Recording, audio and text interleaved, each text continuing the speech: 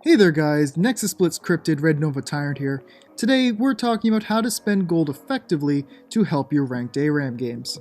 Since there's only so many occasions you'll be getting to go back to the shop, unless you're really running it down, you'll want to be careful about how to optimize your item purchases. So today, let's go over some tips on how not to waste your gold on this episode of Running It Down, the #1 Ranked ARAM guide series. Our very first tip, don't buy potions. Fuck them. That extra 100 gold will come in handy later when you're waiting for an item to finish as the enemy team is pushing on your base. As well, they only have one-time use effects that give you health, and since they aren't finding Teemo shrooms, your opponent's just going to slam their bodies into yours and you'll just lose that health again, and plus you don't get the potion back afterwards. It's much better to have permanent lasting effects to increase your fighting capacity.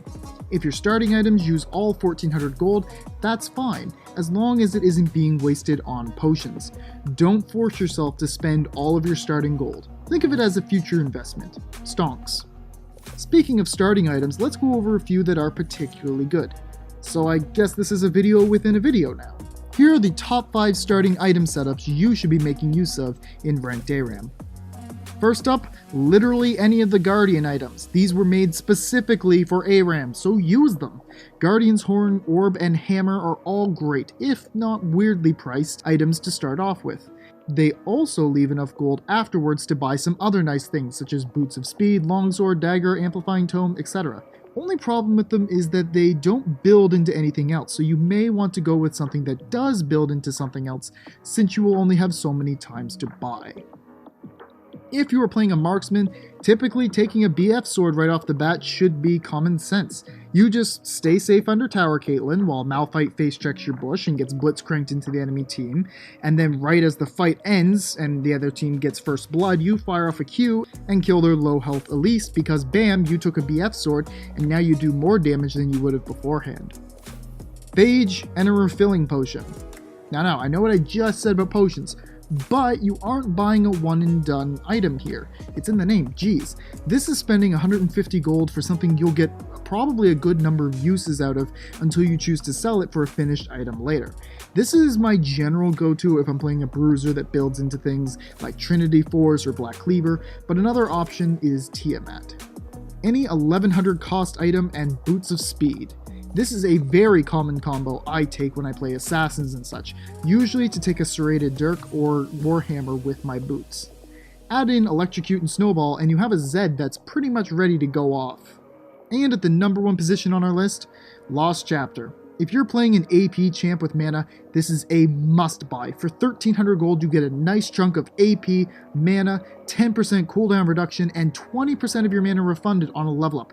This thing will carry you through pretty well the entire match. You can literally choose not to finish this item until you're level 18 if you want, because of how often you level up in ARAM, and just build everything else in your kit. Plus, it builds into 2 fantastic mage items that act as staples, so what's there to lose? And that's our top 5 starting setups for Ranked ARAM. Now if you're saying that this list is useless because in a few months the pre-season patch is reworking a bunch of items, my response is that this isn't the future, you dingus. Back in 1985 they thought we'd have flying cars in 30 years, go back 5 years ago and I don't remember seeing any flying cars. This video was made for the present because that's where we live, and if you're watching this in the future where Leandry's Torment is gone and Ranked ARAM is actually in the game, then why are you watching this? Go find a more recent guide. Make sure to like and oh wait, I forgot, there's still another whole video to finish. Shit. Alright, let's get back to it then. Now as you may have noticed, you get gold a lot faster in ARAM. Minion assists are in play because ARAM players don't give a fuck about dumb nerd shit like CS, and you have a passive gold gain of 55 every 10 seconds, almost 3 times as much as on the Rift. This means you can reasonably wait for some items longer than you'd normally be able to get away with on the Rift. The most I would probably wait for, provided the enemy is not sitting on top of my Nexus and winning the game, is about 100 gold, or just under 20 seconds. Now, once you've survived long enough and accumulated a large amount of wealth, it's time to back and dump all that gold into fully completed items, much like how I no-lifed Malzahar and Nexus Blitz to accumulate a large amount of Spirit Blossom tokens for me to dump into the meme dream of owning a Yasuo prestige skin, so I can come to embrace my destiny as the Yasuo main I apparently look like. Where was this going again? Oh right, you can't back it and buy an ARAM, which means you'll have to int. Now, don't be upset, inting is actually a lot better than you think if done right. Let's go over the pros of inting. For one thing, inting is always faster than backing. That's just a fact. You can immediately buy your items instead of having to wait 8 seconds for the recall to finish, which could have been interrupted by something dumb like Vel'Koz's Q. Yeah, I said it. Now, let's talk about death. While it's true that death is the best CC, it can also be said that death is just stasis for up to 60 seconds. That's like 20 times longer than Zhonya's hourglass. So while you are dead, you aren't dying more, and you're denying the enemy team more gold.